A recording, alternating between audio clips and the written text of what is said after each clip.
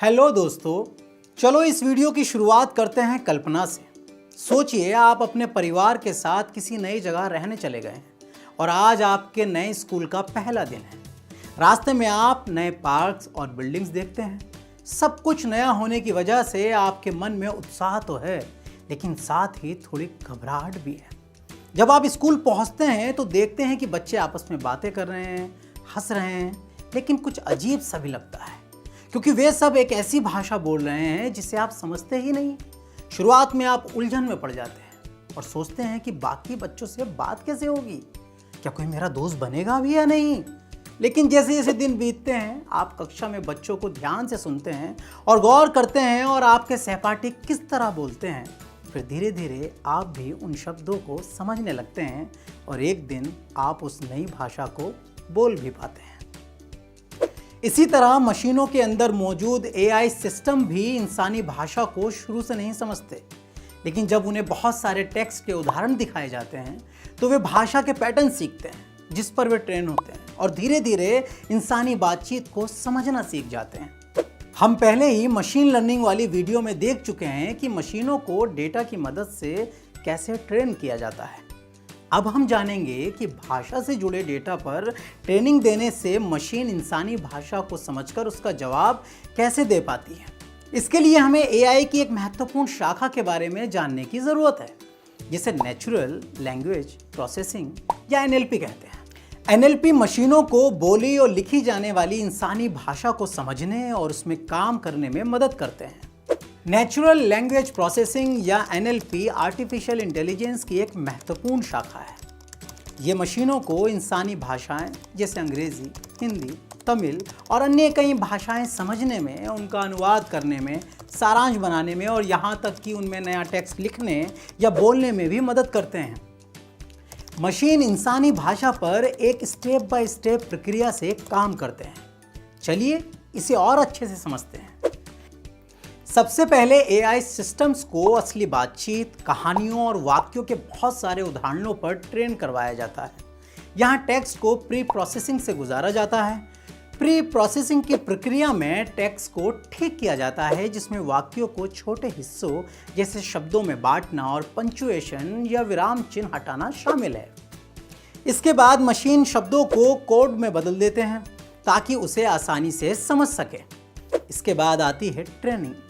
Training के दौरान machine भाषाओं के हजारों उदाहरणों को देखकर सीखते हैं कि ज़्यादातर कौन से शब्द साथ आते हैं, किन शब्दों के अर्थ मिलते जुलते हैं और यहाँ तक टेक्स्ट के माध्यम से ये भी पहचान पाते हैं कि कोई व्यक्ति कैसा महसूस कर रहा है। ट्रेनिंग पूरी होने के बाद AI सिस्टम्स इंसानी भाषा को प्रोसेस करने के काबिल हो जाते हैं। AI सिस्टम्स ये समझ सकते हैं कि कोई व्यक्ति क्या बोल और क्या लिख रहा है और उसका जवाब भी तैयार कर सकते हैं। इन सारे स्टेप्स को मिलाकर NLP एल्गोरिदम्स बनते हैं, यानी ऐसे निर्देश जो AI सिस्टम्स की टेक्स्ट का अनुवाद करने, किसी जानकारी का आसान भाषा में सारांश लिखने इत्यादि कामों में मदद करते हैं। है ना दिलचस्प? अब देखते हैं कि ये NLP एल्गोरिदम्स उन ऐप्स में कैसे इस्तेमाल होते हैं जो AI की मदद से काम करते हैं और जिनका हम रोज़ उपयोग करते हैं। याद है जब हमने सीखा था कि गूगल सर्च को हमारे पूछे गए सवालों का सारांश बनाने के लिए AI सिस्टम्स की ज़रूरत होती है? हमने इसे एक उदाहरण से समझा था। महात्मा गांधी भारत के राष्ट्रपिता क्यों कहलाए जाते हैं? इस उदाहरण में छात्र पहले ही इस बारे में पढ़ चुका था और उसके बाद इस सवाल को गूगल पर सर्च कर रहा था ताकि थोड़ी और जानकारी पता कर सके। सर्च करने के कुछ ही पलों बाद एक AI जनरेटेड सारांश उस छात्र को मिल गया, जिसकी वजह से उसे सवाल का जवाब समझने में मदद मिली और ये सब सर्च रिजल्ट के लिंक्स खोलने से पहले ही पूरा हो गया। ये सारांश NLP की मदद से तैयार हुआ था।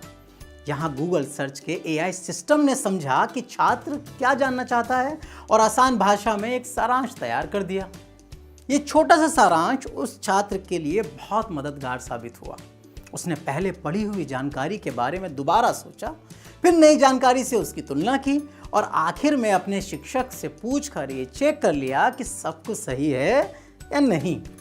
NLP एल्गोरिदम का एक और उदाहरण आपको YouTube वीडियोस के कमेंट सेक्शन में भी देखने को मिलेगा। YouTube में किसी वीडियो के नीचे आप दूसरी भाषा में लिखा कमेंट देख सकते हैं और उसे समझने के लिए हिंदी में अनुवाद करें वाले बटन पर क्लिक कर सकते हैं। यहाँ NLP की मदद से मशीन भाषा को पहचान कर कमेंट का हिंदी में अनुवाद करते हैं।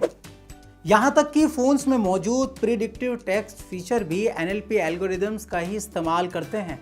क्या आपको याद है कि इसके बारे में हमने पिछली वीडियो में भी बात की थी? मान लीजिए आप टाइप कर रहे हैं मैं स्कूल और फोन का कीबोर्ड तुरंत आगे के शब्दों का सुझाव दिखाने लगे, जा रहा हूं। ऐसा अक्सर होता है और फोन का कीबोर्ड समझने की कोशिश करता है कि आप क्या लिखना चाहते हैं और उस वाक्य को पूरा करने में किस तरह के शब्दों की जरूरत हो सकती है। तो चाहे गूगल सर्च पर AI सारांश आपकी मदद कर रहे हो या फोन के प्रिडिक्टिव टेक्स्ट फीचर्स आपके वाक्य पूरे कर रहे हो, ये सिर्फ कुछ ही उदाहरण हैं जो ये दर्शाते हैं कि NLP कैसे मशीन को हमारी कही या लिखी बात समझने और उसका जवाब देने में मदद करते हैं। इस वीडियो में हमने सीखा कि NLP क्या है और किस तरह AI सिस्टम इंसानी भाषा को समझने और उसका जवाब देने के लिए स्टेप बाय स्टेप प्रक्रिया से गुजरते हैं। हमने ये भी देखा कि NLP एल्गोरिदम्स कैसे उन ऐप्स को काम करने में मदद करते हैं जिन्हें हम रोज़ाना इस्तेमाल करते हैं। लेकिन कहानी यहीं ख़त्म नहीं होती है। NLP कई और जगह भी काम करता है, जैसे उन ऐप्स में जो एक भाषा का दूसरी भाषा में अनुवाद करते हैं, उन टूल्स में जो लंबे टेक्स्ट को छोटे सारांश में बदलते हैं, उन वॉइस असिस्टेंट्स में जो बोली हुई कमांड्स को सुनते और मानते हैं, और उन रीडिंग्स टूल्स में भी जो लिखे हुए शब्दों को पढ़कर सुनाते हैं। तो दोस्तों, अगर आपको किसी ऐप के फीचर में NLP एल्गोरिदम्स काम करते हुए दिखे तो उन पर ज़रूर ध्यान दीजिए। फिलहाल के लिए बस इतना ही। आगे आने वाली वीडियोस में आप AI के बारे में और भी बहुत कुछ नया सीखेंगे। तब तक के लिए बाय बाय।